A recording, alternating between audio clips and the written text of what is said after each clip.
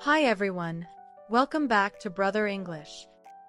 In the last episode, we talked about morning conversations. Today, we're going somewhere very common, the coffee shop. Yes, coffee shops are perfect places to practice English in real life. You don't need difficult grammar, just simple, polite sentences. So now, let's start by listening to a simple conversation at a coffee shop. Just listen first. Don't worry about understanding every word. Good morning. What can I get for you? Hi, can I have a latte, please? Sure. Would you like it hot or iced? Hot, please. Anything else? No, that's all. Thank you. Okay, that was the full conversation. Now, let's slow it down and understand it step by step. Let's start with this sentence. What can I get for you? This is a very common and friendly question in coffee shops. It means, what do you want to order?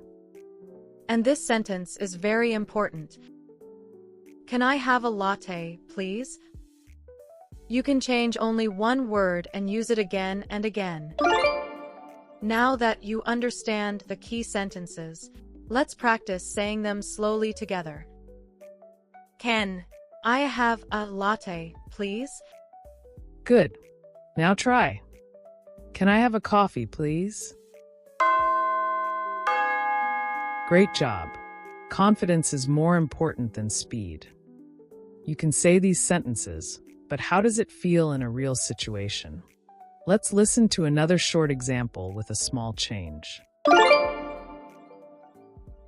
Hi there. What would you like? Can I have an iced coffee, please? Sure. Small or large? Large, please. Did you notice? The structure is the same. Only the words change. Now, let's learn one small but powerful grammar idea. Can I have is polite and very safe to use. You don't need to think too much. Just remember, can I have plus drink or food? Okay, now it's your turn. Let's do a quick speaking challenge together. Imagine you are in a coffee shop. Try to say this sentence out loud. Can I have a cappuccino, please? Nice. You're doing great.